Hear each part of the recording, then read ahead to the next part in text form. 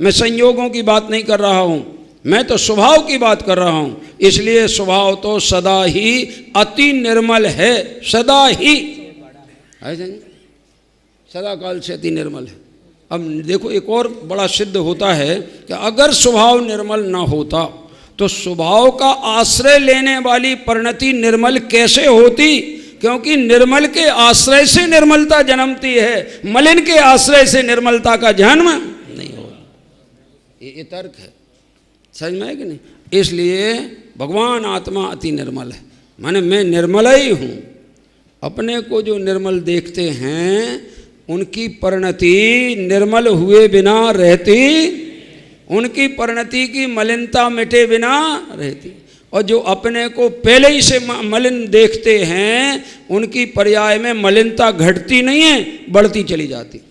मैं सुखी दुखी मैं रंक राव, मेरे धन ग्रह गोधन प्रभाव, मेरे सुत तीय मैं सबल दीन, बेरूप सुभग मूरख प्रवीण। ये किसके चिंतन है? ज्ञानी का क्या अज्ञानी का? अब मिटाना है दुविधा, तो दुविधा मिटाने का क्या उपाय है कि जब तक एक का आश्रय नहीं लोगे तब तक दुविधा मिटने वाली। वो एक कौन है? भगवान आत्मा एक है, बाकी बाहर सब बहुत हैं, अनेक हैं। बनारसी दास जी ने एक भजन लिखा, दुविधा कब जय है जा मन की। कब जाएगी हमारे मन की दुविधा? तो वहीं जवाब दिया कि जब निज नाथ निरंजन सुमरो। बाबा जिस क्षण में तुम अपने निजात्मा को अनुभव करोगे, ये तो त्रिकाल शुद्ध आत्मा है, तो मेरे में कुछ होना नहीं है, करना नहीं है, कहीं जाना नहीं, कहीं आना नहीं, मेरे में तो कृतकृत हूँ। ऐसी जहाँ अनुभूति हुई तो पर्याय में दुविधा रहेगी कि अनुभूति प्रकट हो जाएगी। तो दुविधा कब जय है जा मन की, जब निज नाथ निरंजन सुमरो। कहे हम कब सुमरें निजनाथ निरंजन को? हमें फुर्सत हो तब तो सुमरें। तो क्या करें? कहे तज सेवा जन जन की दुविधा तब जय है जा। दूसरों की सेवा करना बंद कर दो, ये कह रहे। क्योंकि इसीलिए जिसके पास जिम्मेदारी होती है उसकी कर्ता बुद्धि का कभी अभाव नहीं होता, समझ लो जरा। और जिसके कर्ता बुद्धि के विकल्प चलते हैं वो थोड़ा दिमाग से ठीक नहीं होता। मैं आप सच कह रहा हूँ, ठीक क्या, ज़्यादा जिम्मेदारी हो तो पागल ही हो जाता है। बताऊँ एक दृष्टांत से बताऊँ आपको। वो पहले रुई धुनकने वाले होते थे, वो रुई ऐसे धुनकते थे, ऐसा मार करके मैंने देखी है। 1 किलो रुई धुनकने में 3-4 घंटा लग जाते थे, 1 किलो रुई धुनकने में। और मनों से हो तो वो तो पागल हो जाए। तो वो एक रुई धुनकने वाला पिंजारा गया समुद्र किनारे और बैठा था, देख रहा था, समुद्र की शोभा निहार रहा था कि एक जहाज आया और जहाज में हजारों गांठें रुई की आई। और इन्हें देखी, इसमें क्या है कि रुई, और 1 किलो रुई धुनकने में तो 4-4 घंटा पसीना बह जाता है। इतनी रुई आई है, मैं कहाँ तक धुनकूंगा? अब बस यही चिंतन, मैं कहाँ तक धुनकूंगा, मैं कहाँ तक धुनकूंगा। घर आया, लोगों ने कोई बात की, बस जवाब देवे, मैं कहाँ तक धुनकूंगा। क्योंकि पागल तो ऐसे ही जवाब देगा ना। तो लोगों ने कहा ये हो क्या गया इसको? डॉक्टर बुलवाए, MBBS तो काम आए नहीं। क्यों? क्योंकि जैसा रोग हो वैसा डॉक्टर चाहिए। ऐसे में जिसका मानसिक रोग हो MBBS से काम चलने वाला नहीं है। जब मानसिक रोग हो तो कोई ऐसा होवे जो साइकोलॉजिस्ट हो, इस ढंग का डॉक्टर चाहिए। और आया, जब वो बुलाया गया तो बोले भाई पहले हमें ये बताओ इसकी हिस्ट्री, ये जब पागल नहीं हुआ था तब कहाँ गया था? कुछ नहीं, समुद्र के किनारे घूमने गया था। तो ये बताओ वहाँ इसने क्या देखा? कि वहाँ एक जहाज आते देखा। क्या था उस जहाज में? कई रुई की गांठें थीं। बस ठीक है, इसका पागलपन का पता लग गया और मिटाने का उपाय भी पता लग गया। क्योंकि जिसको निदान सही आ जाए वो इलाज भी बिल्कुल सही करता है, ऐसा नियम है। और जब डायग्नोसिस ही गलत होवे तो निदान गलत होने पर इलाज कभी सही हो सकता तो उनके पकड़ में आ गया, अच्छा इसके पागलपन का कारण ये है कि रुई की गांठें देख के इसके दिमाग में एक कर्तापन की बुद्धि का जहर चढ़ गया, कहाँ तक धुनकूंगा, कहाँ, तो उससे कोई बात करे वो यही जवाब दे, कहाँ तक धुनकूंगा। तो कहे हमारी राय मानो, हम एक उपाय बताते हैं, रात्रि में या दिन में जब ये कहीं बैठा हो और चिंतन में लगा हो कहाँ तक धुनकूंगा, उसके नज़दीक जा कर के डोंडी पीटना और जोर से बजाना, तब उसका ध्यान तुम्हारी तरफ आए, ढोलक जोर से बजाना, और जैसे ही ध्यान उसका आए तो बोलना, सुन लो ध्यान से, आज जितनी गांठें वो आई थीं उनमें आग लग के खाक हो गई हैं। ऐसा उसने जो जोर से बोला और वो उसके कान में पड़ा, खाक हो गई। अब नहीं धुनकना पड़ेगा, पागलपन दूर, बिल्कुल स्वस्थ। तो काय का पागलपन था, बताओ ना, काय का पागलपन था? कर्ता बुद्धि का। और जब ये निकल गई कि अरे जो धुनकना था वो तो साफ ही हो गया, अब नहीं धुनकना पड़ेगा, तो कर्ता बुद्धि का पागलपन दूर हो गया, वे स्वस्थ हो गए। क्या जगत एक पिंजारा से कम है? क्या हम उस पिंजारा से कुछ कम हैं? हम क्या कर्ता नहीं बने हैं? चलो दुनिया का ना सही, कुछ तो समाज का उद्धार कर रहे हैं। और मैंने कहा स्पष्ट कि जब तक तुम किसी के बड़े बन के रहोगे, पद पे रहोगे, कल्याण होगा नहीं। 3 नियम दिलाने का विचार है, नहीं तो ये सभा उठ जाएगी और ये नियम नहीं ले पाएंगे। बहुत महत्वपूर्ण नियम है, आज तक मेरे नियम का कोई विरोध कर सका नहीं पूरी सभा में, और आप लोग भी नहीं कर पाओगे, ये मुझे विश्वास है। और जिनवाणी की साक्षी में नियम दिला रहा हूं, तो बेईमानी करना नहीं। समझ में आएगा नहीं? पहला नियम, मुझे मेरी इस बची हुई मनुष्य पर्याय में मेरा आत्म कल्याण करना ही है। पर्याय दृष्टि से कल्याण करोगे ना, ये पहला नियम।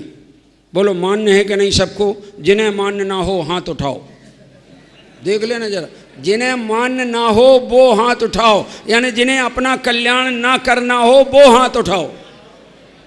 ये देख लो जरा, एक भी हाथ उठने वाला नहीं है कि किसको अपना कल्याण नहीं करना है। ऐसा कौन होगा? और कल्याण नहीं करना था तो आए काय को इधर हैं? अपना आत्मकल्याण के लिए आए। तो पहला नियम जिनवाणी के सामने हो गया, ठीक है ना? स्वीकार है ना? हाँ, पहला स्वीकार हो तो दूसरा बताएं, पहले ही स्वीकार ना हो तो दूसरा बताना बेकार। स्वीकार है ना पहला कि मुझे आत्म अपने बची हुई मनुष्य पर्याय में मेरा आत्म कल्याण करना ही है। तो दूसरा नियम यह है, मेरा आत्म कल्याण जिनवाणी के बताए मार्ग से ही होगा, इसलिए मैं निरंतर यथासंभव जिनवाणी का अभ्यास करूंगा। 2 बातें हो गई, ठीक है ना? ये दूसरा नियम भी स्वीकार है कि नहीं? ठीक। अब तीसरा सबसे महत्वपूर्ण, वो महत्वपूर्ण ये है कि मैं जिनागम का अभ्यास अपने संशय, विभ्रम और मोह का नाश करके आत्मानुभूति के लिए करूंगा, अन्य किसी लौकिक प्रयोजन से मैं जिनागम का अभ्यास नहीं करूंगा। तो गारंटी से तुम्हारा कल्याण होगा, कोई दुनिया में तुम्हारे कल्याण को रोक सकता नहीं। और अगर तुमने जिनवाणी के अभ्यास में कोई लौकिक तुमने अपनी बात जोड़ी कि प्रसिद्धि हो जाए, कि पूजा प्रतिष्ठा मिल जाए, कि कछु आर्थिक इनकम हो जाए, कि थोड़ा सा जगत में लाभ हो जाए, खाने पीने को अच्छा मिल जाए, सम्मान मिल जाए, माला पहनने को मिल जाए, लोग हमारे गीत गा दें, अभिनंदन पत्र सौंप दें, मर जाओगे, तुम्हारे लिए आत्मकल्याण करने का चांस नहीं मिलेगा कभी भी। समझ लेना, ऐसी बात है। क्योंकि 2 बातें चल नहीं सकती एक साथ। 2 मुख पंथी चले न पंथा, 2 मुख सुई सिए न कंथा, 2 काम नहीं होए सयाने, विषय भोग और भोग हो जाए। 2 नहीं होंगे, एक चुनना पड़ेगा। धीरे धीरे फिर भले तुम्हारा वो एक धीमे धीमे छूटेगा, लेकिन दृढ़ निश्चय तो एक काल में एक ही का होगा, 2 का नहीं हो सकता है। ख्याल में आए कि नहीं? देखो विचारना। अब आगे आते हैं, जरा देखिए थोड़ा। अब दूसरा बिंदु ले रहे हैं, आश्रवों के जड़ स्वभावत्व होने से वे दूसरों के द्वारा जानने योग्य हैं, क्योंकि जो जड़ होता है वो अपने को और पर को नहीं जानता, उसे दूसरा ही जानता है। इसलिए वे चैतन्य से अन्य स्वभाव वाले हैं और भगवान आत्मा तो अपने को सदा ही विज्ञान घन स्वभावपना होने से स्वयं चेतक माने स्वयं ज्ञाता है और स्व को पर को जानता है, इसलिए वह स्वयं चैतन्य से अनन्य स्वभाव वाला है। और इस कारण से जो रागादि परिणाम आश्रव परिणाम हैं वे तो जड़ हैं और भगवान आत्मा चेतक माने ज्ञाता है। ख्याल में आया कि नहीं? देखो कल प्रश्न भी आया था दादाजी के सामने कि ये रागादि भावों को जड़ मानना कि चेतन मानना। यहाँ अमृत चंद्राचार्य ने हेतु दिया जड़ मानने का। क्या हेतु दिया है? कि जड़ स्वभावी हैं, क्योंकि वे ना अपने को जानते हैं और ना पर को जानते हैं, बल्कि ज्ञान के द्वारा वे जाने जाते हैं, इसलिए जड़ हैं। होते चेतन में हैं, लेकिन चेतन का लक्षण उनमें नहीं पाया जाता है। क्या कहा? होते चेतन में हैं पर चेतन का लक्षण नहीं पाया जाता। चेतन का लक्षण क्या है? आत्मा ज्ञानम स्वयं ज्ञानम, ये चेतन का लक्षण है। उपयोगो लक्षणम, आत्मा का लक्षण उपयोग है, और जिसमें उपयोग का अभाव है वो चेतन है कि जड़ है? समझ में आएगा नहीं? ये अपेक्षा से ये इन रागादि भाव को जड़ कहते हैं, लेकिन ये रागादि भाव चेतन की पर्याय में होते हैं, इसलिए उपचार से इनको चेतन भाव भी कहा जाता है। पर वे कोई चेतन के लक्षण वाले चेतन भाव नहीं है, चेतन की संगति में पैदा होने वाले चेतन भाव कहलाते हैं। परमार्थ से विचार किया जाए तो ये जड़ भाव है ना, और आत्मा चेतन भाव, ऐसा लिया। दो बिंदु। तीसरा, आश्रव आकुलता को के उत्पन्न करने वाले हैं, इसलिए दुख के कारण हैं, और भगवान आत्मा सदा ही निराकुलता स्वभाव के कारण किसी का कार्य और किसी का कारण न होने से दुख का अकारण है। यानी रागादि भाव आश्रव भाव दुख के कारण हैं, और भगवान आत्मा तो सुख स्वरूप होने से दुख का अकारण है। देख लीजिए, इसलिए भगवान आत्मा न किसी का कार्य है और न किसी का कारण है। कारण कार्यपना तो पर्याय में होता है, द्रव्य स्वभाव में कारण कार्यपना नहीं होता। क्या कह रहे? थोड़ा समझना। उपचार से द्रव्य स्वभाव में भी कहा जाएगा, गुण स्वभाव में भी कहा जाएगा, लेकिन सच्चाई ये है जहाँ परिणमन होता है वहाँ कारण कार्य होता है, जहाँ परिणमन ही नहीं होता है वहाँ काय का कारण और काय का कार्य। आए समझ में? आत्मा किसका कार्य है? आत्मा किसका कारण है? आत्मा अपरिणामी है। अपरिणामी जब स्वयं अपरिणामी है तो किसका कारण और किसका कार्य? पर्याय में परिणमन होता है, तो परिणमन हुआ है तो परिणमन का कोई ना कोई उसके पीछे कारण होना चाहिए। जो कारण है वो कहलाती है योग्यता, और जो कार्य है वो कहलाता है उस योग्यता का परिणमन, वो कार्य है। तो आत्मा के तीन अंतर बता दिए, शुचि है और वे रागादि भाव अशुचि हैं। आत्मा अविपरीत स्वभाव वाला चेतन स्वभाव वाला है और वे रागादि जड़ स्वभाव वाले हैं। आत्मा किसी का कारण कार्य नहीं है, सुख स्वभावी है, माने वो दुख का कारण नहीं है, और ये रागादि विकारी भाव दुख के कारण हैं। दुख के कारण उपादेय होंगे कि हे होंगे? उनके तुम कर्ता होगे कि ज्ञाता होगे? चरणानि योग द्वारा तुम्हें ये उपदेश दिया जाएगा कि अशुभ से बचने के लिए शुभ में प्रवर्तन करो।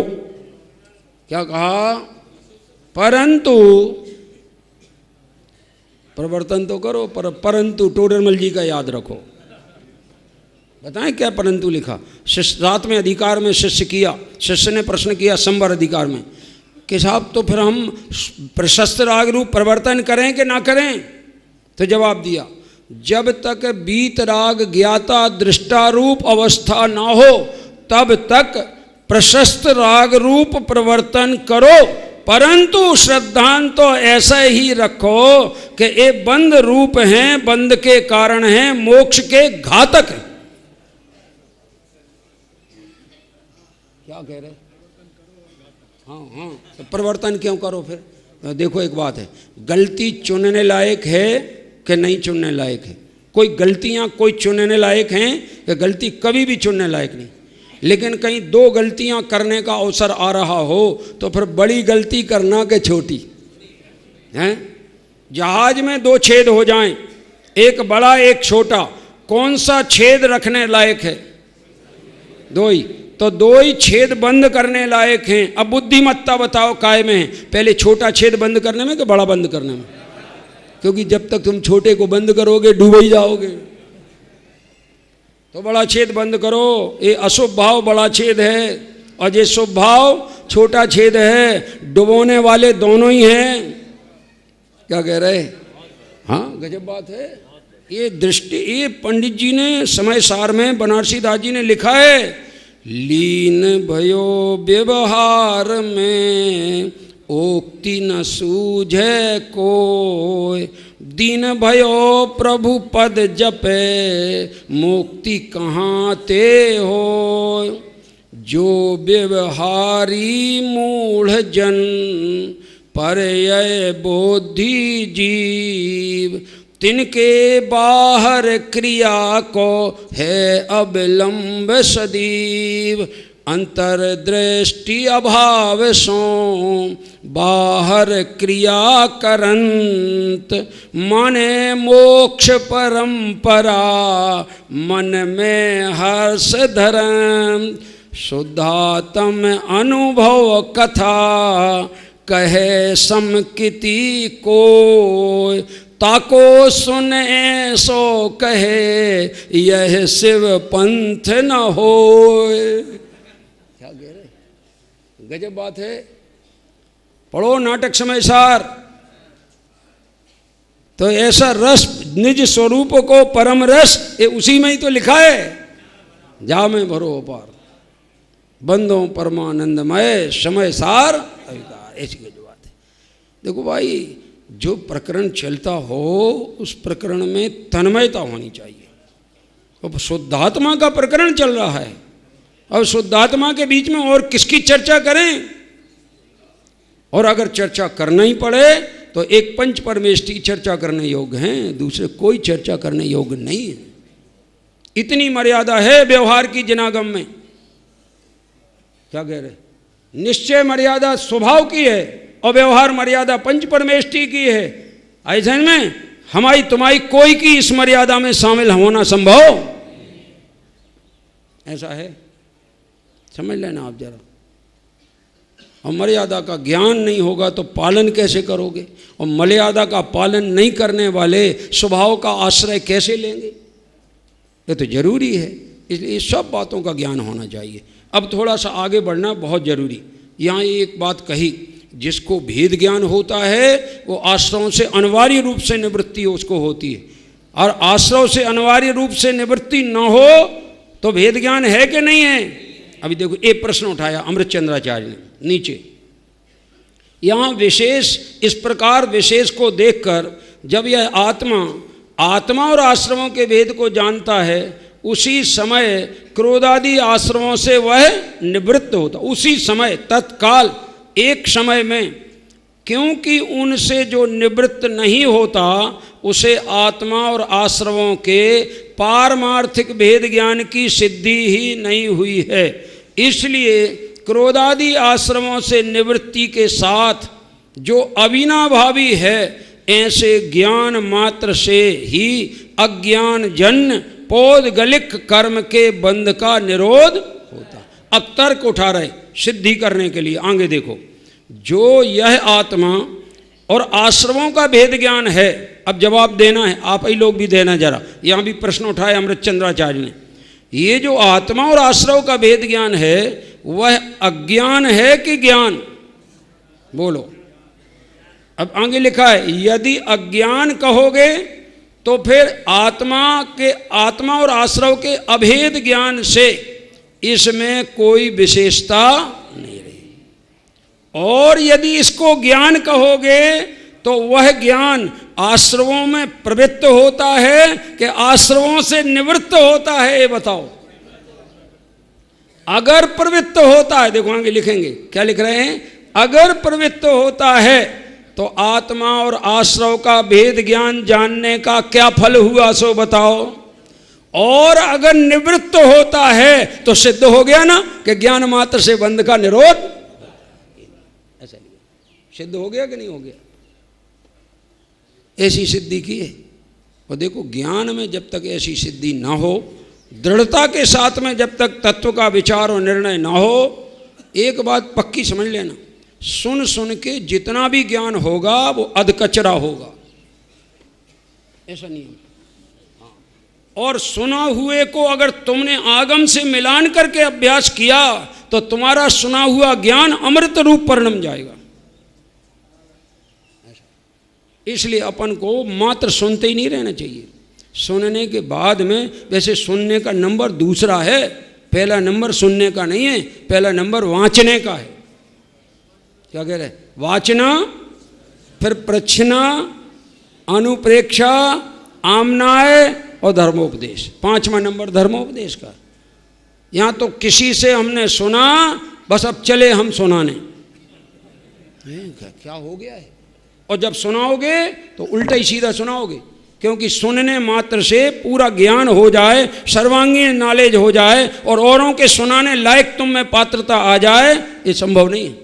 आगम का कोई भी ग्रंथ का आदि से अंत तक अभ्यास पूरा का पूरा होना चाहिए, उन तर्कों को समझना चाहिए, उन नयों की कथनी को जानना चाहिए, किस अपेक्षा वस्तु का कथन चल रहा है वो बात का प्रकरण जानना चाहिए, और फिर दूसरों को समझाने में भी प्रकरण का खुलासा करना चाहिए। भाई यहाँ प्रकरण शुद्धात्मा की अनुभूति का चल रहा है, इस अनुभूति में पूजा पाठ का निषेध किया जाएगा।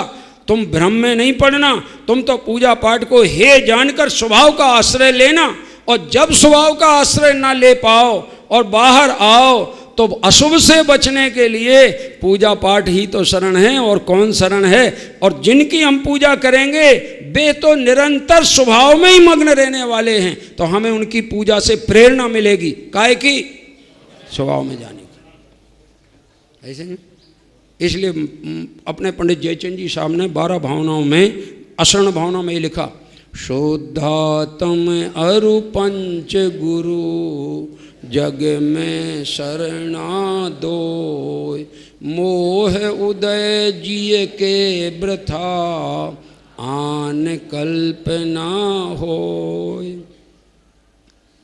अन्य कोई को शरणभूत मानता है पंच परमेष्टि को छोड़ के व्यवहार में, को गुरु को देव को धर्म मंत्र तंत्र ज्योतिष गंडा तावीज, ऐसे में किसी को भी शरण मानता है, आशीर्वाद भाशीर्वाद, कोई शरण है नहीं।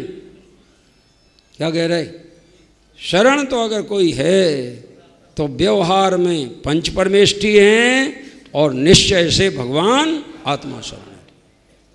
तीसरे की शरण की कल्पना कर रहे हो तो मोह का उदय है, मोह का काम है अन्य के शरण की कल्पना करना, है ही नहीं कोई शरण। अब आप विचार तो करके देखो, जिसके ज्ञान में निर्णय हो गया कि मेरा शुद्धात्मा मुझे शरण है, अथवा कभी चूक कर विकल्प में रहूं तो जिनेंद्र भगवान शरण हैं, वो व्यक्ति जगत के संयोगों को शरण मानेगा? वो व्यक्ति जगत की पूजा प्रतिष्ठा को शरण मानेगा कि उसमें फंसने में अपना नुकसान मानेगा? ऐसा लिखा है साहब, प्रतिष्ठा सूकरी विष्टा। सुन लो जरा, सुना ही नहीं है कभी। प्रतिष्ठा सूकरी विष्टा गौरवम घोर रौरवम अभिमानम सुरापानम त्रयम त्यक्त्वा सुखी भवेत। क्या कह रहे? 3 छोड़ो तो सुखी होगी। कौन से 3 हैं? पहला क्या कहा मैंने?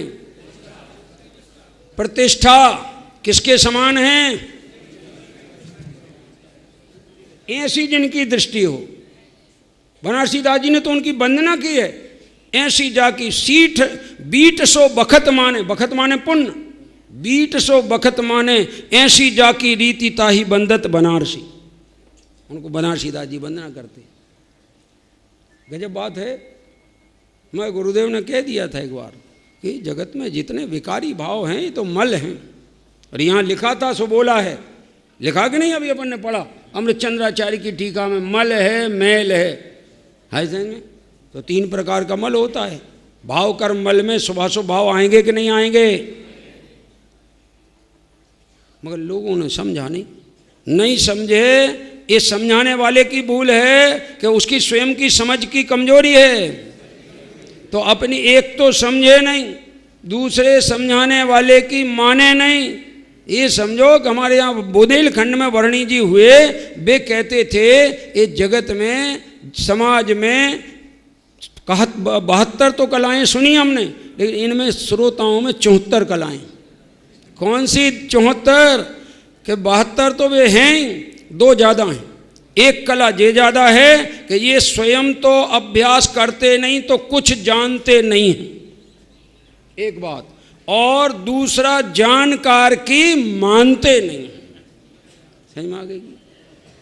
दो कलाएं बढ़ गई, 74 कलाएं हो गई। बोले अरे भाई तुमने आगम अभ्यास नहीं किया है तो एक तो अब आगम अभ्यास शुरू करो, और जिनने किया है उनकी मानो। अरे पंडित जी हमें समझा दो जरा, और अगर ठीक से नहीं समझाया तो आपका खोपड़ा खोल देंगे। तो मेरा खोपड़ा खोलोगे तो मेरी समझ गायब हो जाएगी, और तुम अपना खोपड़ा खोलोगे तो तुम्हें समझ आ जाएगी। ये समझ लो आप जरा। हाँ ऐसा ही है, तुम्हें समझना है कि हमें समझाना है। सुनो अंतर कितना गजब है, लक्ष्य से कैसे जीव भ्रष्ट होता है। रामचंद्र जी ने लक्ष्मण को बोला जाओ, रावण मरणासन्न स्थिति में है। रावण इतना विद्वान है कि उसके जो अनुभव हैं वो अनुभव किसी के पास नहीं। तुम जाओ उनके पास हाथ जोड़ करके विनय करना कि चूंकि आपका देह का निकट काल है छूटने का, आपके अनुभव मुझे बताओ ताकि मेरे जिंदगी में काम आए। हाँ ऐसा। अब मगर लक्ष्मण जरा अकड़ वाले थे थोड़े से हैं। अब मगर भाई साहब की बात टाल नहीं सकते थे रामचंद्र जी की। मैं ऐसे तो बोले मुंह बनाया, कहाँ मेरे को लक्ष्मण रावण के पास भेज रहे, मैं क्यों जाऊँ रावण के पास। मगर बड़े भाई की आज्ञा भी कैसे टालूँ। उन्होंने कहा नहीं जाओ। जो गए जाके, और वे मृत्यु शैया पर पड़े ही थे। पीछे जा एक कुर्सी पड़ी थी सिर के पास, तो जाके बैठ गए। बैठे बैठे चले आए वापस, और झुंझलाते हुए कहे आपने भेजा था, मैं गया था, कुछ भी नहीं बोले। तो पहले ये बताओ तुम जाके कहाँ बैठे थे। बैठे कहाँ थे, सराय ने एक कुर्सी पड़ी थी वहीं पे बैठ गए थे। फिर से जाओ, अबे तो तुम गुरु के गुरु बन के बैठे थे। अब पाँव के तरफ बैठना, हाथ जोड़ना और निवेदन करना कि मुझे आप अपना अनुभव बताओ ताकि मेरा जीवन भी सफल हो। फिर गए बेमन से, क्या करे भाई ने भेजा है। चले गए, सामने बैठे, हाथ जोड़े उनके सामने और कहा कि मैं आपसे अनुभव सीखने आया हूँ, कृपया करके आप अपने जीवन का उत्कृष्ट कोई अनुभव हो वो बताइए। उन्होंने एक दोहा बोला, रावण ने। क्या दोहा बोला? गिरते गिर पड़वो भलो। गिर रहे हो किसी खाई में तो गिर जाना, भलो पकड़वो नाग। और सांप को पकड़ना पड़े, सर्प को, नाग को तो पकड़ लेना। और अग्नि में पड़वो भलो, अग्नि में भी गिरना पड़े तो गिर जाना, पर बुरो सील को दाग, पर सील में दाग नहीं लगाना। क्या ख्याल में आई कि नहीं बात? कितनी कीमती चीज दी उन्होंने कि अपने हमारे जीवन में उन्होंने यही अनुभव किया, हमारे जीवन में कोई गलती हमने नहीं की, सब बिल्कुल नीति पे चले। एक गलती हो गई जिससे हमारे सील में दाग लग गया। और इतना बड़ा लोग दंड दे रहे हैं कि हर दशहरे को उसका पुतला बनाते हैं और उसके लिए डंडे मारते हैं, जबकि उसने अभिप्राय से कभी सील बिगाड़ा नहीं है। ये भी गजब बात है, उसका सील बिगड़ा ही नहीं, लेकिन वो क्रिया जो तुमने की है वो ठीक नहीं की। बिगड़ा तब जरूर था उसका परिणाम कि इनको ले जाएं और ले जाके इनकी परिणति को अपने सन्मुख कर लें। यानी सीता मुझे स्वामी भाव से स्वीकार कर ले तो सीता की एक विकारी पर्याय अगर मेरी तरफ ढल जाए तो मैं सीता को स्वीकार कर लूँगा, ऐसा नियम था। लेकिन वो उनकी विकारी पर्याय को अपनी तरफ ढालने में समर्थ नहीं हुए, और ये ढालने के परिणाम के काल में आयु बंद हुआ, सो तीसरे नरक चले गए। नरक आयु बंद गई और तीसरे नरक में गए। यानी एक विकारी पर्याय को पलटने का, उसके कर्ता बनने का फल तीसरा नरक है। तो जो सारे जगत के द्रव्यों के कर्ता बने हैं, उनकी पर्यायों के कर्ता बने हैं, समाज के कर्ता धर्ता बने हैं, उनका क्या होगा? एक भिखारी पर आए पलटने का फल तो तीसरा नरक, और सबके कर्ता धर्ता बन जाए तो कर्ता बनना उचित है? ज्ञान है कि अज्ञान है? तो अज्ञान को रखना कि छोड़ देना?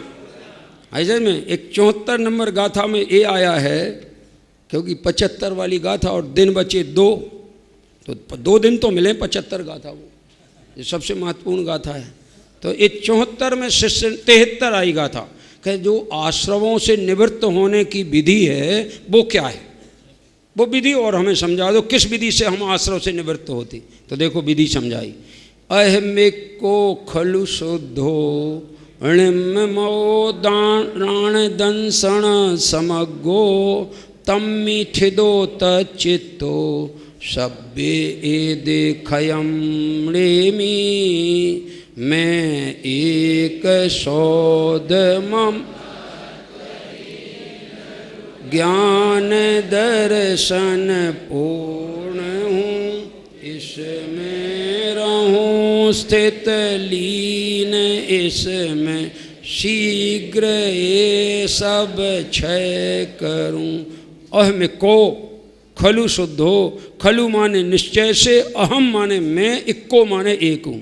मैं एक हूँ और एक होने के कारण शुद्ध हूँ, और निर्ममो निर्ममत्व हूँ, और प्राण दंशन समग्गो ज्ञान और दर्शन से परिपूर्ण हूँ, और ऐसे स्वभाव में मैं स्थिर रहूँ, उसमें ही अगर मैं लीन रहूँ, स्थिर रहूँ, लीन रहूँ, तो ये जो विकारी भाव हैं शीघ्र ये सब्बे एदे, इन सब विकारी भावों को खयम नेमी माने क्षय को प्राप्त करा दूंगा। तो ये विधि है, अपने शुद्ध स्वभाव का चिंतन करते हुए वो शुद्ध स्वभाव के निर्विकल्प अनुभव में अगर हम लीन होंगे तो ये जो आश्रव भाव हैं ये अपने आप क्षय को प्राप्त हो जाएंगे। विशेष इसकी चर्चा अपन बाद में करेंगे।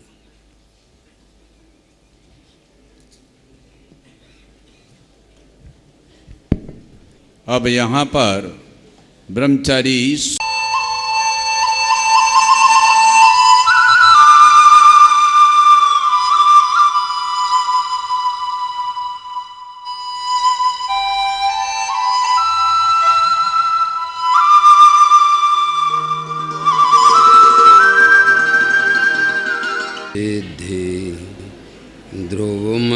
ध्रुवमचलमणोवं गदिं पते मोक्षामि समय पाहुड़ मिणमोषुद केवली बणिदम नमः समय साराय स्वानुभूत्या चकाशते चित्स्वभावाय भावाय सर्वभावांतरच्छिदे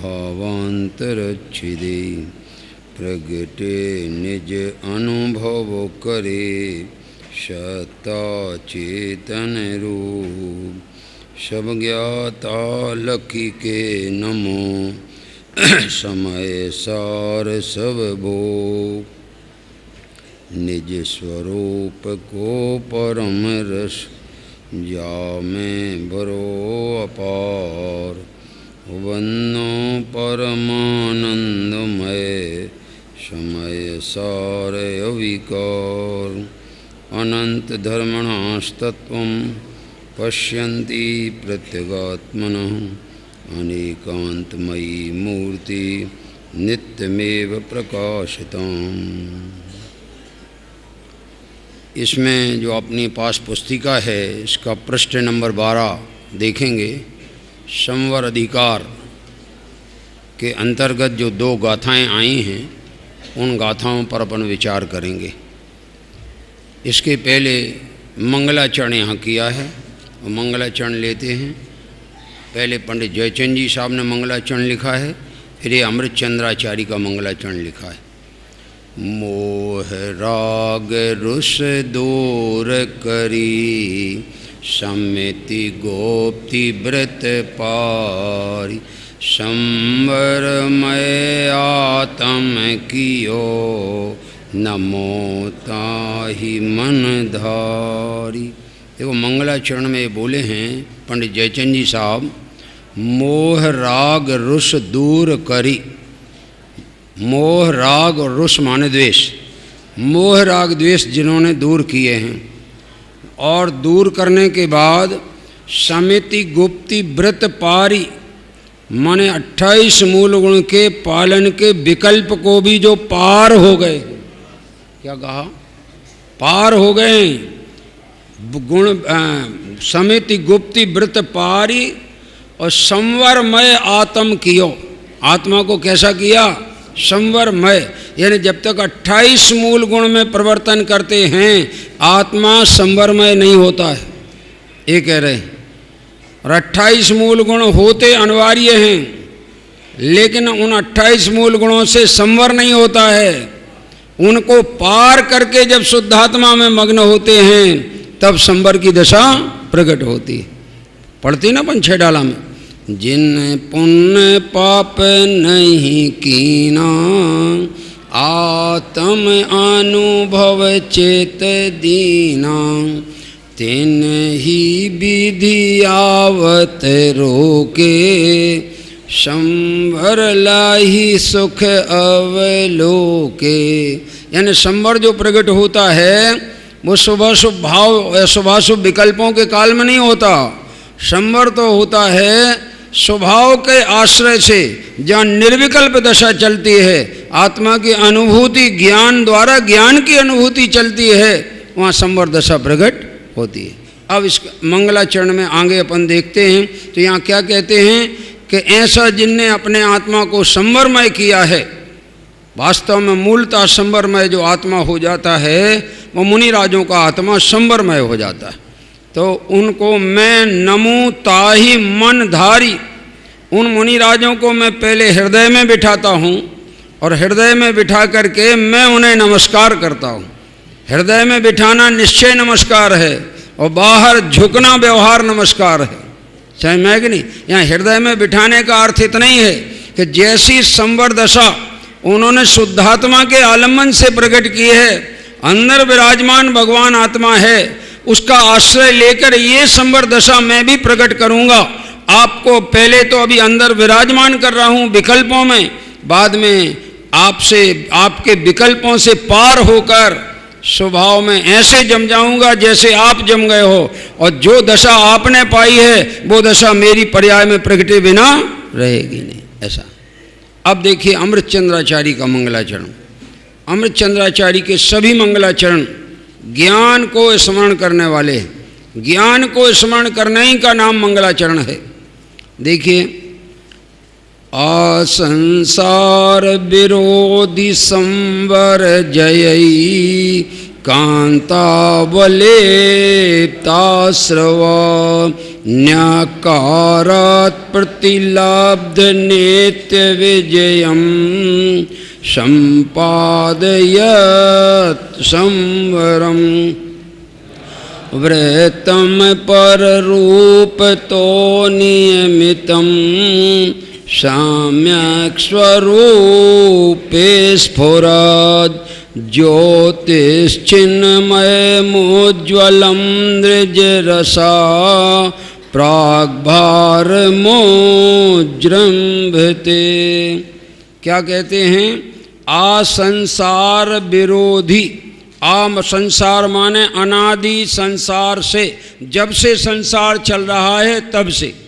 असंसार माने अनादि संसार से विरोधी संवर। आश्रव का विरोधी कौन है? तो आश्रव कह रहा है कि मेरा विरोधी कौन हुआ? संवर। और उस संवर पे इसने अनादि काल से जय पाई है। किसने? आश्रव ने। क्योंकि मोह राग द्वेष अनादि काल से पर्याय में चल रहे हैं, इसलिए संवर प्रकट ही नहीं हो सका है। तो संवर पे विजय पा ली है। किसने? आश्रव ने। और उस पर विजय प्राप्त करने के कारण एकांत अवलिप्त आश्रव, एकांत माने एकांत रूप से गर्वित हुआ है, मुझे कोई जीत नहीं सका है। जगत में जितने भी देवी देवता हैं वे सब मेरे अधीन हैं, कोई भी देवी देवता ने मुझे मेरे अधीन नहीं कर पाया है, ऐसा उसको अभिमान हो गया है। इसलिए वो यहाँ पर सब में सबको जीत लेने के कारण एकांत गर्वित हुआ है। ऐसे आश्रव का तिरस्कार करने से जिसने सदा प्राप्त की विजय प्राप्त की है, ऐसे संवर को देखो, संवर जब तक उदित नहीं होता है आश्रव तब तक उसका राज्य चलता है। मोह का राज्य कब तक चल सकता है कि जब तक ज्ञान ज्योति का उदय नहीं हुआ है तब तक मोह का अंधकार छाया रह सकता है। ज्ञान ज्योति उदित होते ही साथ मोह का अंधकार रह सकता नहीं है। यहाँ कहते हैं वो संवर को उत्पन्न करती हुई पर रूप से भिन्न, यानी परद्रव्य परद्रव्य के निमित्त से होने वाले भावों से भिन्न कौन? संवर अथवा वो ज्ञान ज्योति अपने सम्यक स्वरूप से निश्चलता से प्रकाश करती हुई चिन्मय चैतन्य स्वरूप उज्ज्वल निर्मल निराबाद निर्मल देदीप्यमान निज रस के भार से युक्त, जिसमें निज रस के सिवाय कुछ भरा नहीं है। चैतन्य रस ज्ञान रस ज्ञान के सिवाय उसमें कुछ है नहीं, ऐसी वह ज्ञान ज्योति है।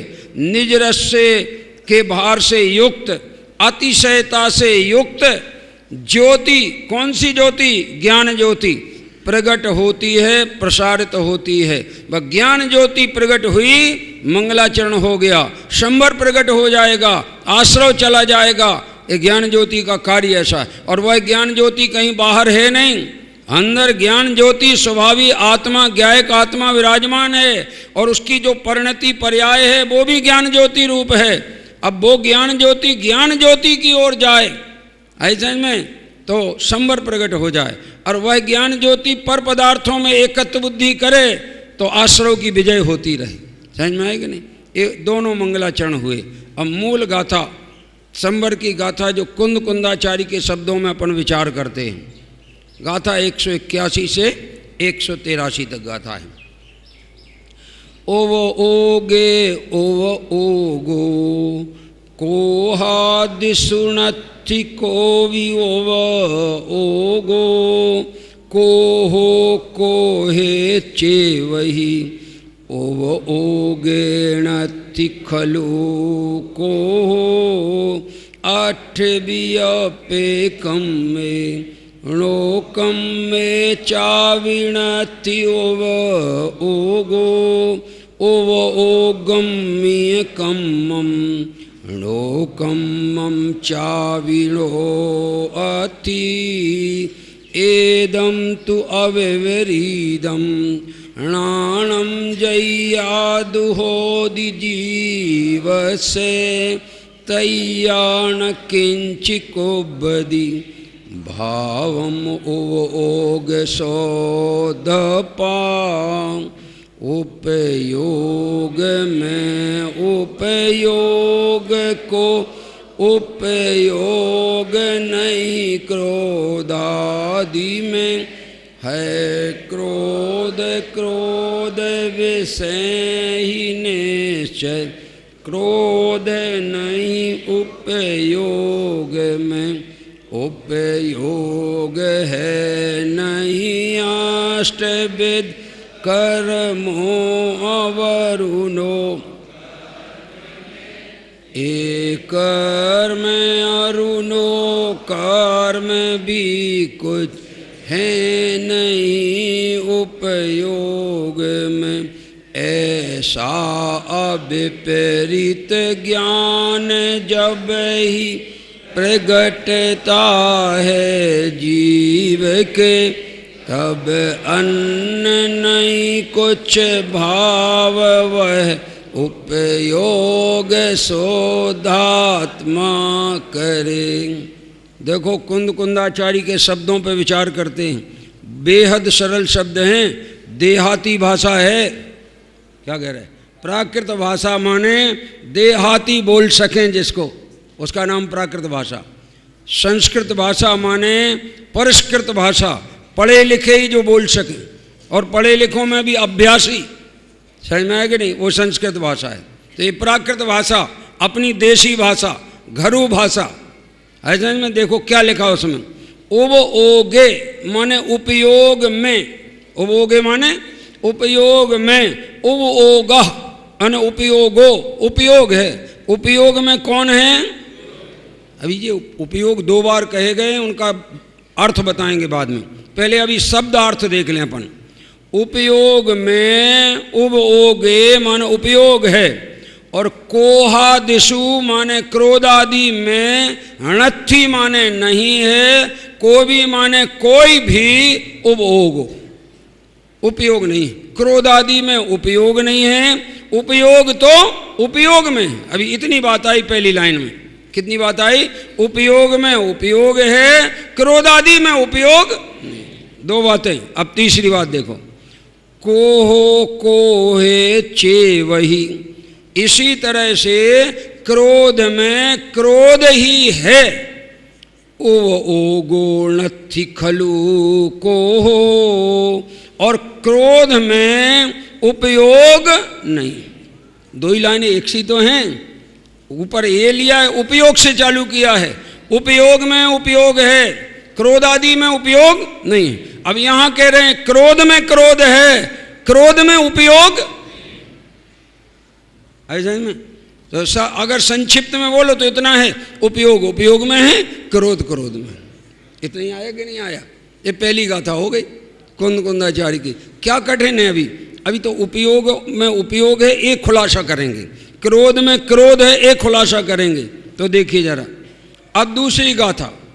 पहली गाथा में ये भाव कर्म आ गया, किसकी चर्चा आ गई? क्रोधादि भाव, ये भाव कर्म हो गए। अब द्रव्य कर्म की चर्चा आ रही है, और नो कर्म की भी आ रही है। 8 व्यापे कम में, 8 प्रकार के कर्म में, और नो कम में माने नो कर्म में, चाबी माने भी, णत्थि उपयोगो, 8 प्रकार के कर्म में और नो कर्म में भी उपयोग नहीं है। तो भाव कर्म में उपयोग नहीं है, द्रव्य कर्म में उपयोग नहीं है, और नो कर्म में भी उपयोग नहीं। ठीक है कि नहीं बात? अब आप देखो आगे, उपयोगम्य कम्मम नो कम्मम चाविणो अति, और उपयोग में कर्म तथा नो कर्म ये दोनों ही नहीं। कर्म नो कर्म में उपयोग नहीं है, और उपयोग में कर्म नो कर्म नहीं है। इसका भी ये अर्थ निकला कि उपयोग उपयोग में है, कर्म कर्म में है, और उपयोग उपयोग में है, नो कर्म में। ठीक है, दोनों गाथाओं का सार फिर से सुन लो। उपयोग में उपयोग है, उपयोग क्रोध आदि में नहीं है, यानी उपयोग में उपयोग है, क्रोध में क्रोध है, भाव कर्म न्यारा हो गया। और दूसरा क्या लिया कि 8 कर्मों में उपयोग नहीं है, 8 कर्म में है, उपयोग उपयोग में। फिर कहते नो कर्म में है, उपयोग उपयोग में, और उपयोग में कर्म नो कर्म नहीं है, और कर्म नो कर्म में उपयोग नहीं। तो इसका अर्थ ये निकला कि कर्म न्यारे हैं, नो कर्म न्यारे हैं, भाव कर्म न्यारे हैं, और उपयोग में आत्मा न्यारा। ये अर्थ निकला कि नहीं निकला? अब देखो अगली गाथा में लिखा है, क्या लिखते? बहुत बढ़िया गाथा है। एदम तु अविपरीतम, एदम माने इस प्रकार, तु माने किंतु, परंतु इस प्रकार से, अविपरीतम, विपरीतम माने विपरीत, और अविपरीतम माने अविपरीत, अविपरीत माने सच्चा, सम्यक, अणानम ज्ञान, ऐसा सच्चा ज्ञान, ऐसा अविपरीत ज्ञान, वस्तु स्वरूप के अविपरीत ज्ञान, जयाद होद जीव से, जीव के जब होता है, तैयान किंचित भी, तभी वह जीव किंचित मात्र भी, कुब्बदी, किंचित मात्र भी नहीं करता है। क्या?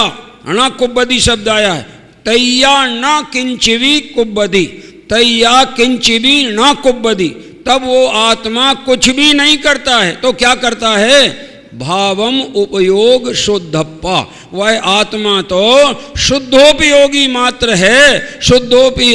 शुद्धोपयोगी आत्मा कुछ भी नहीं करता है, न भाव कर्म करता है, न द्रव्य कर्म करता है, न नो कर्म करता है, क्योंकि द्रव्य कर्म, नो कर्म, भाव कर्म वे अपने में हैं और उपयोग में ही आत्मा अपने में। सही में है कि नहीं? वह संवर प्रकट हो जाता है। ये संवर प्रकट करने की विधि, इसकी टीका बहुत गजब है। अमृत चंद्राचार्य की टीका है। 6 बोल बताऊंगा आपको, आप याद रख लेना जरा, संवर प्रकट करने के लिए।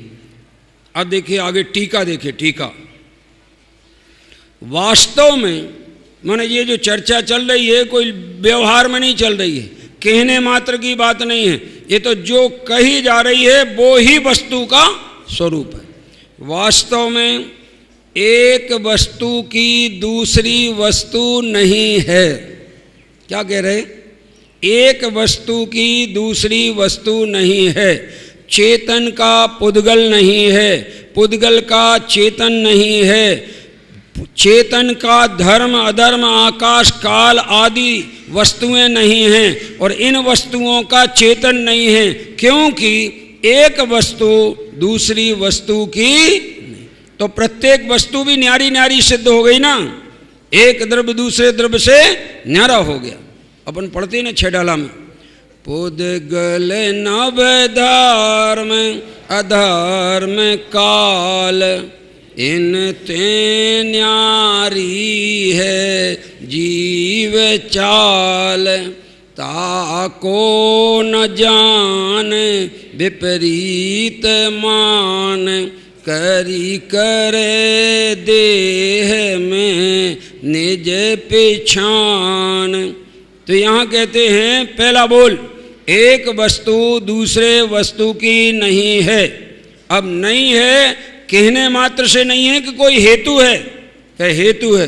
बिना हेतु आचार्य बात नहीं करते। हेतु माने उसका कारण बताते हैं, क्यों नहीं है एक वस्तु दूसरे वस्तु की।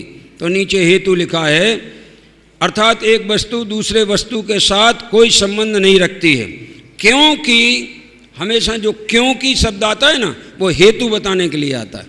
क्योंकि दोनों के प्रदेश भिन्न हैं। देख लो हेतु क्या दिया, एक वस्तु दूसरे वस्तु की क्यों नहीं है?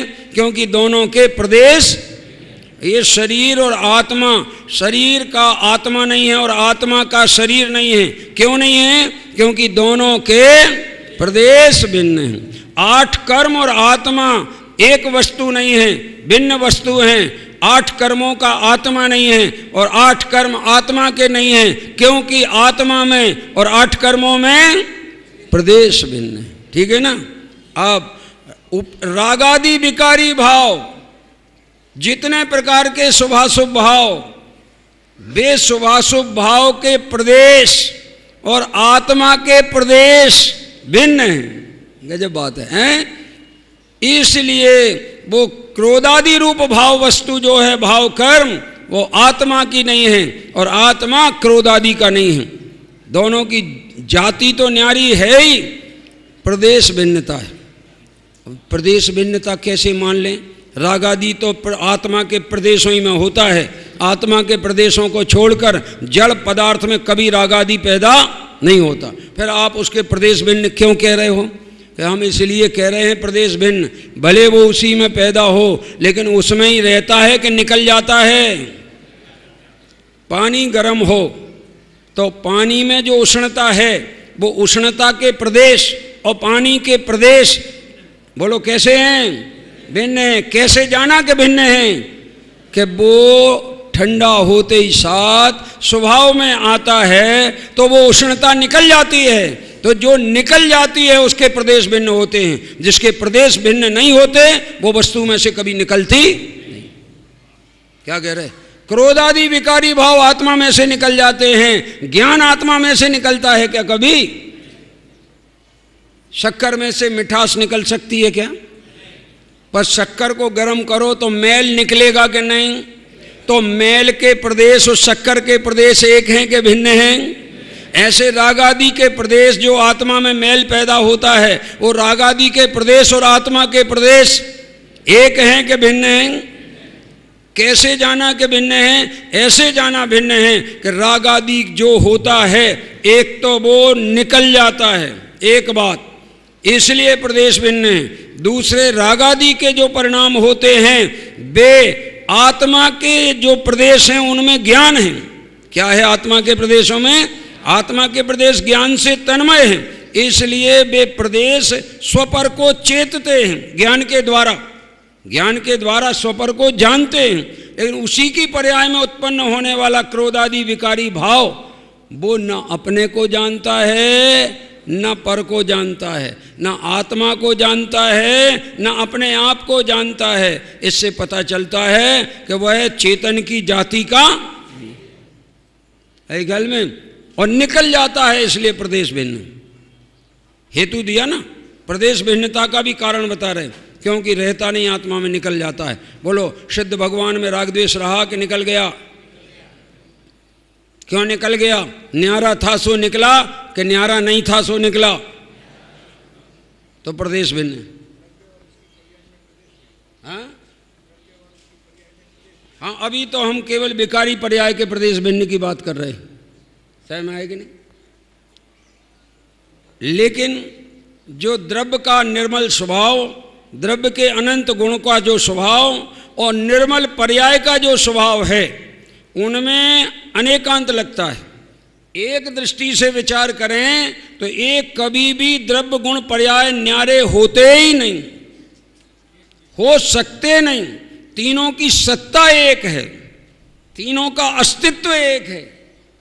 जिस प्रदेश में द्रव्य स्वभाव है उसी प्रदेश में अनंत गुणों के स्वभाव हैं और उसे ही प्रदेश में पर्यायों के स्वभाव हैं।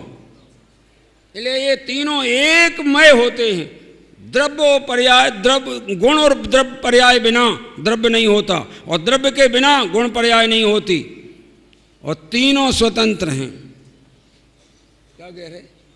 अभी तो तीनों कहा था, एक में एक हैं, एक साथ हैं, एक अस्तित्व वाले हैं। वो प्रदेश की अपेक्षा कहा था।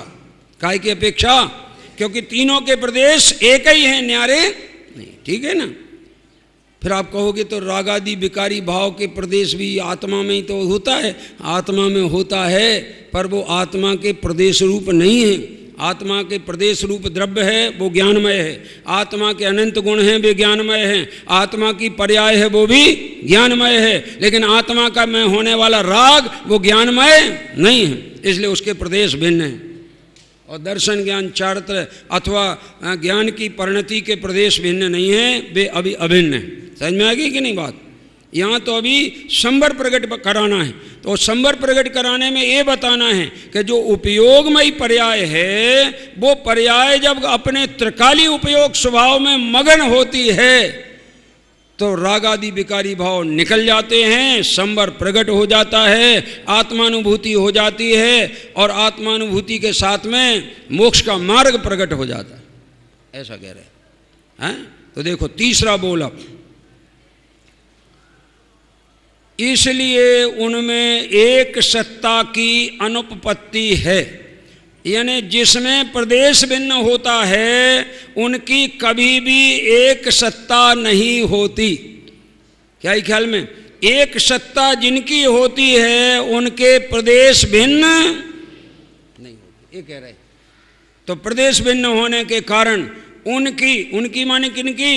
एक वस्तु है और दूसरी वस्तु की, अथवा ज्ञानोपयोग, उपयोग और क्रोधादि परिणाम की। क्या कहते हैं? दोनों में भिन्नता होने से एक सत्ता की अनुपपत्ति माने असिद्धि है, माने उनकी सत्ता एक कभी सिद्ध नहीं हो सकती। क्यों नहीं हो सकती? कि उनके प्रदेशों में पृथकत्व है। तीन बोल आ गए। पहला बोल क्या आया? एक वस्तु दूसरे वस्तु की नहीं है। दूसरा बोल आया क्योंकि उनके प्रदेश भिन्न हैं। तीसरा बोल आया जिनके प्रदेश भिन्न होते हैं उनकी एक सत्ता की सिद्धि नहीं होती, वे एक सत्ता वाले नहीं होते, भिन्न सत्ता वाले होते। तीन बोल। अभी आगे देखो।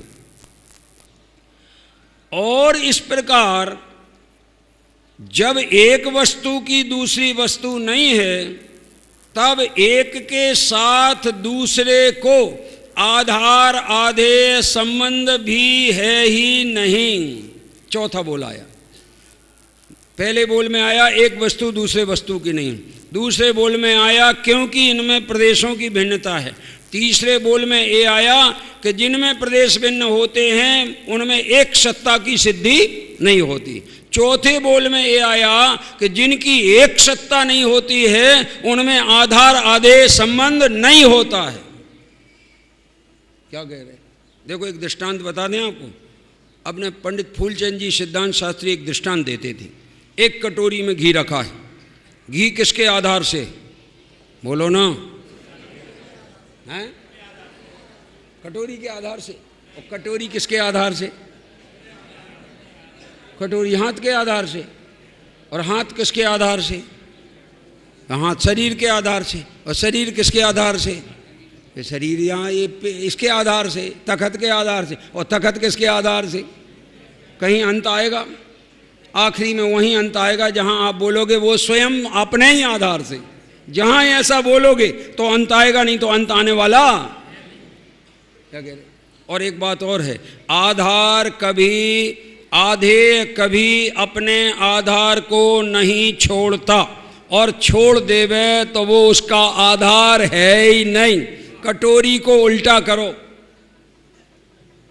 बोलो घी रहेगा कि गिर जाएगा? तो घी का आधार कटोरी है कि नहीं? क्या कह रहे? आत्मा रागादि विकारी भाव का आधार आत्मा है कि नहीं? कि नहीं? और विकारी भावों के आधार से आत्मा है कि नहीं? कि नहीं? क्योंकि उनमें कोई आधार आदेश संबंध है। ठीक है ना? 4 बोल हो गए हैं। अब 5वां देखो, है इसके अंदर ऐसा भैया, मैं ऐसे ही नहीं निकाल रहा हूँ, आप सामने देख रहे हो। लेकिन मैंने सोचा तो था कि कोई अलग लूँ, मगर मैंने कहा हाथ में होगी पुस्तक तो ज़्यादा मज़ा आएगा और सामने आप समझोगे भी और विश्वास भी होगा। क्योंकि हम तो थोड़ा चूक सकते हैं, अमृतचंद्राचार्य नहीं चूक सकते। क्या ख्याल में? इसीलिए ही तो मैं वक्ताओं को ये सलाह देता हूँ कि तुम तो पहले चूको नहीं, इसके लिए मूल गाथा पढ़ो, मूल गाथा का अर्थ पढ़ो, मूल आचार्य की टीका पढ़ो और टीका का अर्थ पढ़ो और उस अर्थ को खुलासा करो, अपने अर्थ को खुलासा नहीं करो। क्या कह रहे? अगर तुम्हें जिनवाणी को जिंदा रखना हो तो नहीं, इतने मौलिक लोग तैयार हो जाएंगे कि जिनवाणी का एक भी शब्द नहीं बचेगा प्रमाण देने को। क्या कहते? इसलिए मैं ये कह रहा, 4 बोल हो गए। अब 5वां बोल देखो जरा आगे, देखो क्या लिखा है। इसलिए हाँ थोड़ा सा हाँ नीचे बढ़ गया, अब आगे देखो। इसलिए अपने स्वरूप में प्रतिष्ठा रूप ही आधार आदेश संबंध होता है। माने आधार आदेश संबंध कहाँ होता है? स्वरूप प्रतिष्ठा, जहाँ स्वरूप है वहीं आधार आदेश संबंध है। मेरे ज्ञान का आधार मेरे ही आत्मा का जो स्वरूप है वो तो उसका आधार बन सकता है, अन्य कोई बाहर का विकारी भाव उसका आधार बन सकता नहीं। क्योंकि स्वरूप की प्रतिष्ठा हो वहाँ आधार आदेश संबंध है, जहाँ स्वरूप प्रतिष्ठित न हो वहाँ आधार आदेश संबंध नहीं होता। कितने हो गए बोल? 5। पहला क्या है? एक वस्तु दूसरे वस्तु की नहीं है। दूसरा क्या है? क्योंकि उनके प्रदेश। तीसरा क्या है? जिनके प्रदेश भिन्न होते हैं उनकी एक सत्ता की सिद्धि, और जिनकी एक सत्ता नहीं होती है उनके आधार आदेश संबंध नहीं होता। क्योंकि आधार आदेश संबंध तो स्वरूप प्रतिष्ठा हो उसमें होता है। 5 हो गए ना? अब 6वां।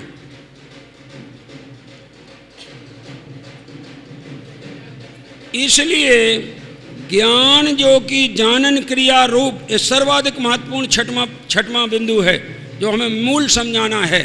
1-2-3 मिनट में अब भी अपने को ये सुनने को मिलेगा। हम दोबारा रिपीट करेंगे और जब तक आपके पकड़ में नहीं आएगा तब तक रिपीट करते जाएंगे। समझ में आए कि नहीं?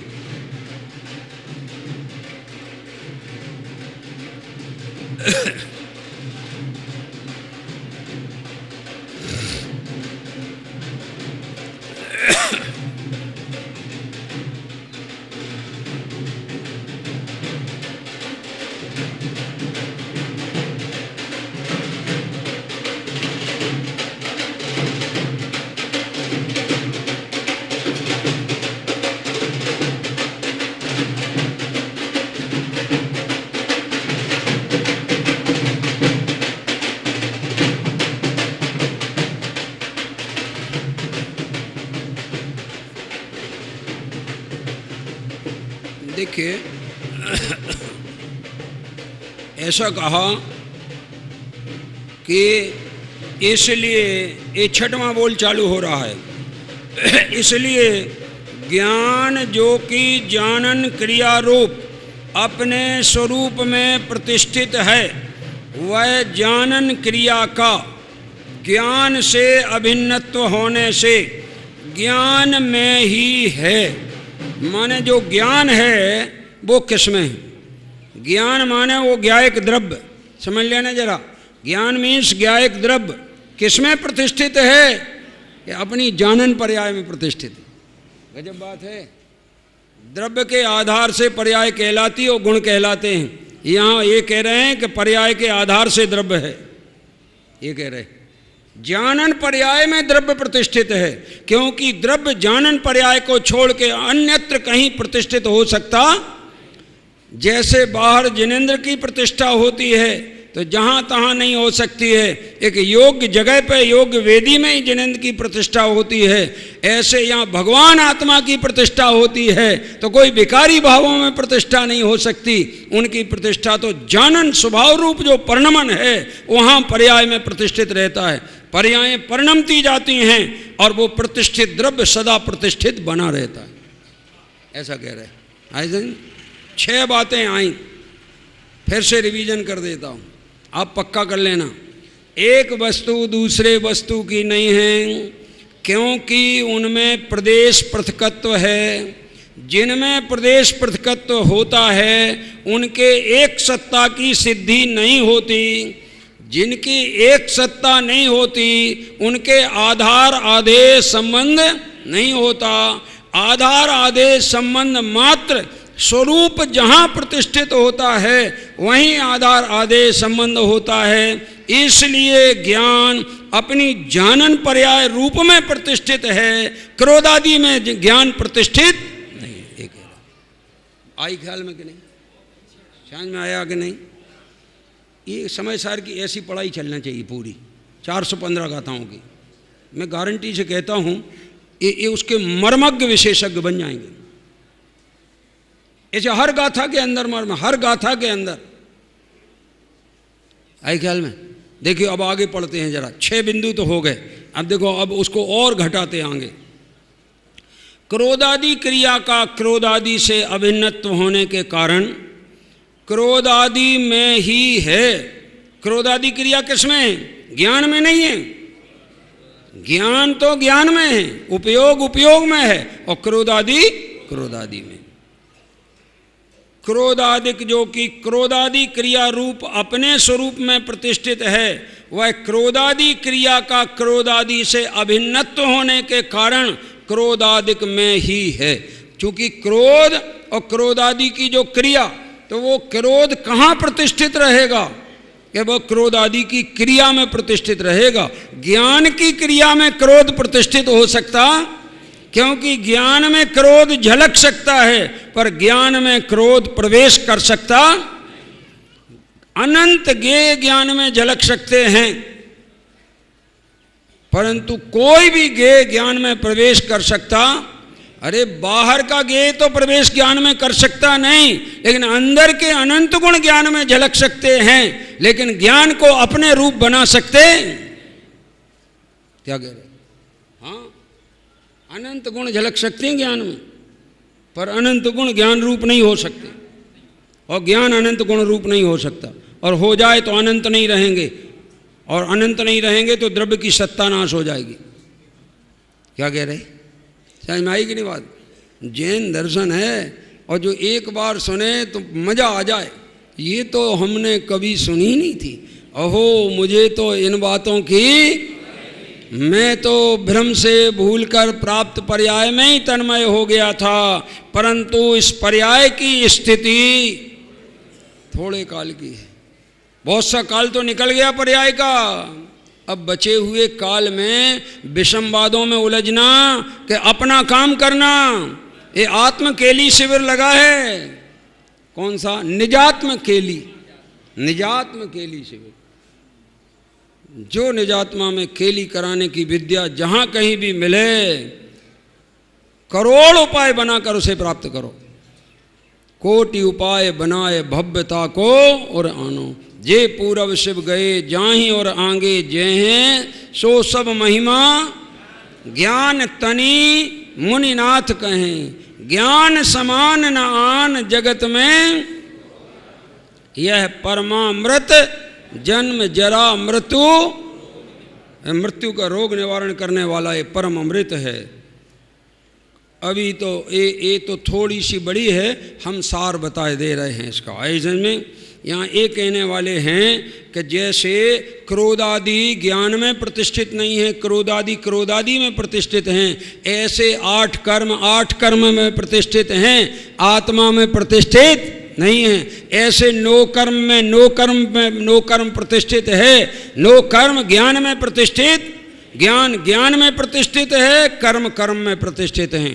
तो तुम अपने उपयोग को ज्ञान में ही लगाओ, तो तुम्हारा उपयोग में प्रतिष्ठित हो जाएगा। और जब उपयोग में प्रतिष्ठित होगा तो संवर प्रकट हो जाएगा, और आश्रव जो अनादि का आश्रव है वो चला जाएगा और रहने वाला नहीं।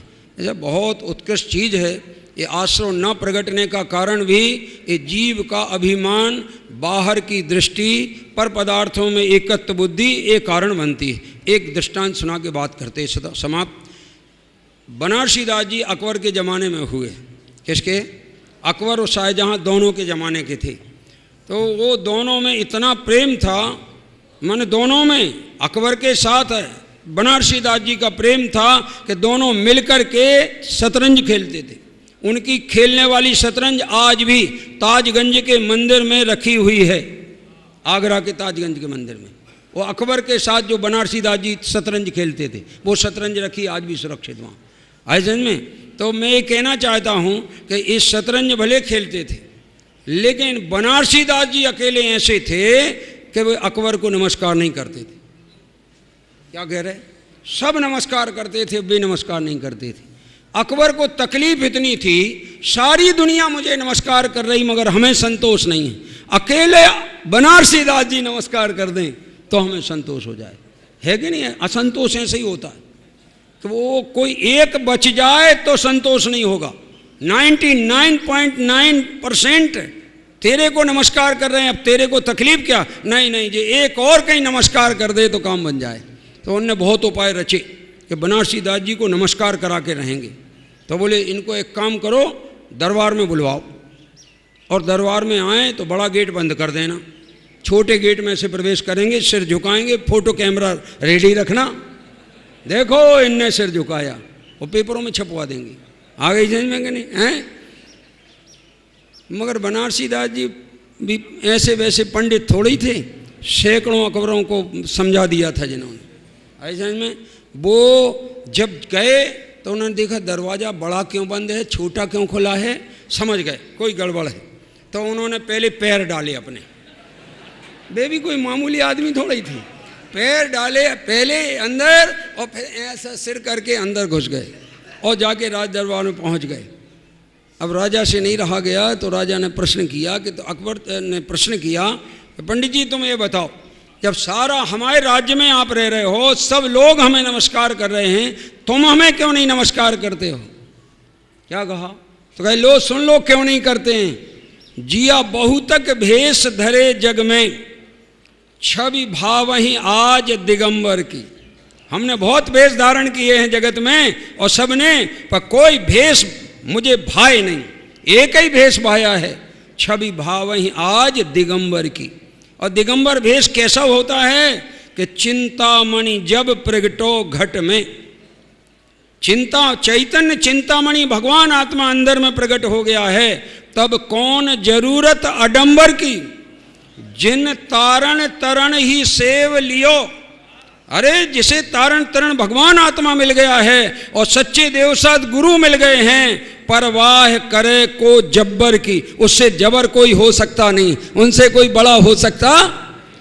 जिन्हें आस नहीं परमेश्वर की, अपने निज परमेश्वर की और व्यवहार परमेश्वर का जिन्हें विश्वास नहीं है, मिल आस करें बे अकबर की। जाओ करो अकबर की आशा करो, हमें तो कोई की आशा है नहीं। ऐसा ही जैन दर्शन है। जांचे सुर तरु देय सुख, चिंतत चिंता रहन, बिन जांचे बिन चिंतवे, धर्म सकल। ये धर्म अपन सबके लिए परम सुख को प्राप्त करावे। इस भावना से ये आज की अंतिम बात समाप्त हुई, और फिर कभी जब मिलना होगा तब होगा। बोलने में कोई त्रुटि हुई हो उसको भुला देना, और हितकारी बात को ग्रहण करके अपना आत्मकल्याण करना।